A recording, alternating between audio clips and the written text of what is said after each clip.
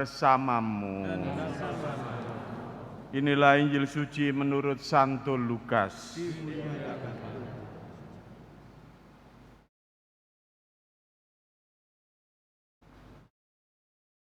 Dalam perjalanannya ke Yerusalem, Yesus menyusur perbatasan Samaria dan Galilea.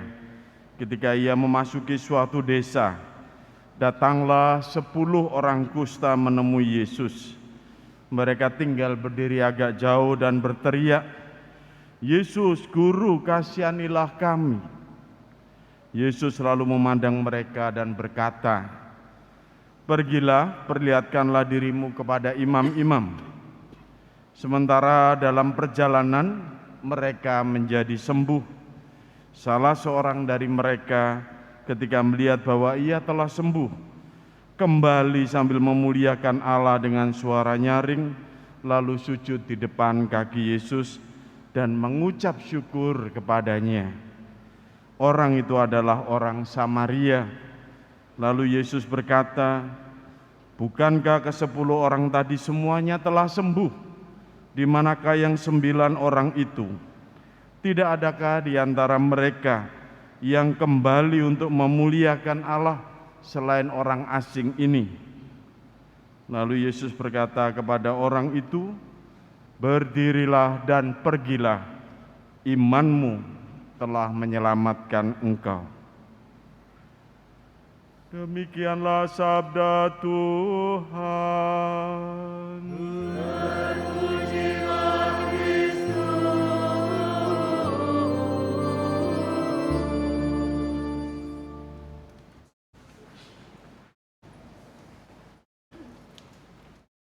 Ibu bapak, saudara-saudari, anak-anakku yang terkasih dalam Kristus, bulan ini adalah bulan Oktober, bulan Rosario. Tanggal 7 kemarin kita itu memperingati Bunda Maria, Perawan Maria sebagai Ratu Rosario. Kalau bicara mengenai Rosario, kita teringat dengan Gua Maria yang di Lourdes gitu ya. Maria yang menampakkan dirinya kepada Bernadette. Dan pada saat penampakan itu Maria memerintahkan untuk menggali tanah di bawahnya. Dan dari tanah yang dikeruk itu keluar sumber air. Dan air itu lalu kemudian menyembuhkan banyak orang. Dan disitulah lalu penampakan di Lourdes itu begitu terkenal, karena bukan saja orang ingin melihat bagaimana peristiwa penampakan Marianya saja, tapi juga orang ingin untuk disembuhkan datang ke sana, atau orang ingin melihat jejak-jejak mujizat kesembuhan yang dibuat oleh Bunda Maria. Ibu bapak, saudara-saudariku yang terkasih dalam Kristus, kita bisa melihat bahwa dulu kalau lihat foto-fotonya Gua Maria Lourdes itu masih ada tongkat-tongkat, masih ada kursi roda, ya, tongkat penyangga dan sebagainya yang digantung-gantung sebagai tanda yang mau menunjukkan banyak yang disembuhkan. Lalu kemudian ya itu sekarang dibersihkan gitu karena terlalu banyak. Bicara mengenai kesembuhan, kita mendengar hari ini Yesus itu menyembuhkan 10 orang kusta. Tanda untuk beriman itu ditunjukkan betul bahwa hanya 1 orang yang kembali kepada Yesus untuk berterima kasih, untuk bersyukur kepada Tuhan. Yang 9 tidak tahu, tidak ada cerita berikutnya, itu tidak ada.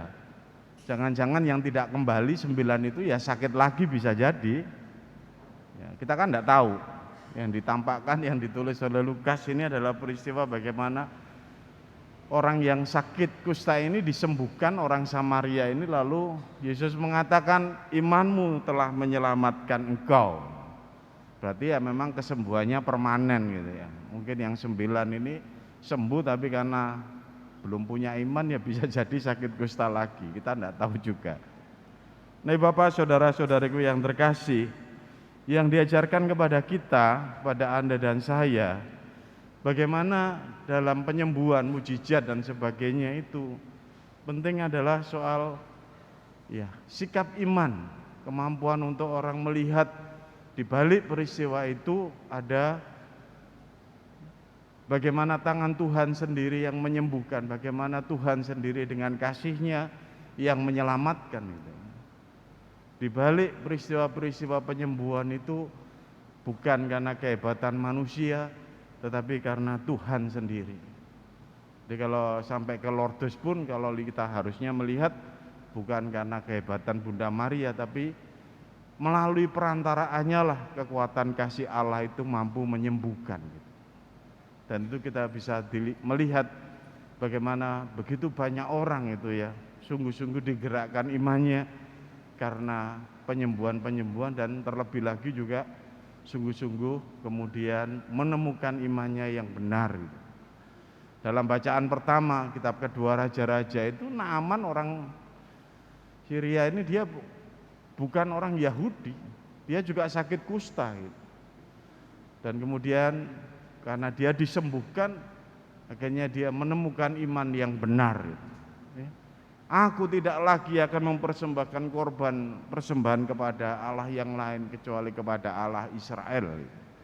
Setelah dia disembuhkan itu, kita bisa melihat ada banyak hal yang kita terima dari Tuhan, dan ucapan syukur atas segala hal itu menjadi tanda iman bagi kita semua. Bukan berarti lalu Tuhan itu haus pujian ya. Tuhan itu kemudian bukan berarti gila hormat gitu, bukan. Oh, berarti Tuhanmu itu Tuhan yang gila hormat. Kalau kamu tidak bersyukur, tidak beriman, kamu tidak dapat penyembuhan gitu. Kan begitu, jangan dibalik begitu. Enggak. Yang dimaksudkan adalah kalau orang sungguh-sungguh bersyukur, berterima kasih seperti orang yang kusta disembuhkan itu menunjukkan betul bahwa apa yang dialami itu mengembangkan imannya, karena tahu dan sadar bahwa dari dirinya sendiri tidak mampu untuk sembuh gitu ya, tidak mampu untuk bangkit, tidak mampu untuk memperoleh hal yang luar biasa itu. Semuanya semata-mata dari Tuhan gitu. Jadi Tuhan itu tidak butuh pujian kita atau ucapan syukur, enggak. Tapi kita ini yang dididik oleh Tuhan untuk selalu mau bersyukur. Karena dengan bersyukur itulah iman kita bertumbuh gitu. Kita tahu siapa kita. Kalau orang Jawa itu sebutannya empan papan itu loh. Kita tahu posisi kita itu sebenarnya apa. Jadi tidak sombong di hadapan Tuhan, tapi sungguh selalu merasakan berkat-Nya yang mengalir dalam kehidupan kita. Nah, Bapak Ibu saudara-saudaraku yang terkasih, disitulah lalu tanda orang yang beriman itu merasakan sungguh keberadaan Tuhan dalam kehidupannya dan serta kekuasaan pertolongannya, sehingga mudah untuk bersyukur ya, mudah untuk berterima kasih. Ini tanda yang membuat kita itu betul, saya beriman pada Tuhan karena Dialah yang membuat saya seperti ini. Dialah yang menyembuhkan saya, Dia yang memelihara kehidupan saya, Dia yang menjaga keluarga saya dan sebagainya. Ini maka Yesus mengkaitkan penyembuhan itu dengan iman. Imanmu telah menyelamatkan engkau. Ya, karena engkau mampu untuk bersyukur gitu. Tantangan milenial kita ini saat ini apa? Kalau melihat ya Romo kan biasa kita bersyukur. Intensi misa itu biasa orang itu ucapan syukur atas kelahiran, atas ulang tahun perkawinan, itu mendidik kita sebenarnya bahwa ucapan bersyukur itu ternyata perlu diajarkan gitu. Ya, tantangan milenial ini kan kita ini pengennya yang wow, pengennya yang besar-besar begitu ya. Sehingga ya saya akan bersyukur kalau yang gede-gede yang saya dapatkan. Kalau ikan teri itu enggak mau dapat. Kalau dapatnya rezeki kelas kakap itu baru bersyukur saya. Ini milenial begitu. Ya, tantangan kita ini kan cari yang wow itu baru saya bersyukur. Kalau biasa-biasa ya sakit sembuh ya biasa. Dapat bonus rezeki biasa. Ulang tahun syukur apa is biasa. Kalau dapat hal yang gawede, tiba-tiba dapat warisan atau dapat limpahan rezeki besar, baru saya akan bersyukur. Baru saya akan membuat kesaksian tentang syukur saya kan gitu. Kita itu lalu jadinya tidak beriman lagi. Yang dicari itu pujian. Yang dicari itu bukan berterima kasih kepada Tuhan atas pemeliharaannya. Dan itu tantangan kita sekarang ini. Karena bersyukur sebenarnya ada hal-hal yang kecil dalam kehidupan Anda dan saya itu yang patut untuk kita tahu rendah dengan rendah hati dan bersyukur terus pada Tuhan. Bangun tidur masih bisa melek, bersyukur. Mau ke belakang ya masih bisa keluar lancar, ya bersyukur ya. Makan masih rasa enak, Tuhan terima kasih bisa merasakan asin garam. Ya. Dapat senyuman dari orang yang kita kasihi, bersyukur. Lihat anak-anak kita ceria, ya bersyukur. Harusnya begitu. Itu tanda orang beriman, terima kasih Tuhan. Makasih Tuhan. Ya meskipun ada hal-hal masalah-masalah, tetap saja di balik itu tidak semuanya kehidupan Anda dan saya ini kan suram, enggak. Ada banyak hal yang tiap hari kita bisa buat bersyukur ini. Nah, Bapak, saudara-saudari yang terkasih, bersyukur itu mendidik kita untuk beriman pada Tuhan, untuk rendah hati dan tidak sombong, mengakui kekuasaannya terus-menerus dilimpahkan kepada kita. Ada seorang kiai itu ngomong begini, kan kita diskusi ini ya, ini kok hidup orang ini beda-beda ya. Ada yang rezekinya banyak, ada yang seret, ada yang sakit nggak sembuh-sembuh, ada yang sakit berat sembuh seketika. Ya. Hidup ini kok berubah-ubah, kok beda-beda ini. Kayaknya ngomong gini, ya yang menderita terus itu karena nggak pernah bersyukur. Nah, ini bisa jadi, Bapak, saudara-saudari yang terkasih, jangan-jangan kita ini jauh dari berkat Tuhan karena kita tidak pernah bersyukur ini. Dan kita hanya pengen bersyukur pada hal-hal yang besar, yang sepele, yang sederhana, yang kecil-kecil tidak pernah kita syukuri. Seorang anak itu sampai nangis, malu dengan teman-temannya itu. Hanya pengen minta kepada orang tuanya, "Ma, ini aku ulang tahun, Ma. Mbok kasih uang lebih dikit aja loh, Ma, aku mau bersyukur sama teman-teman ini.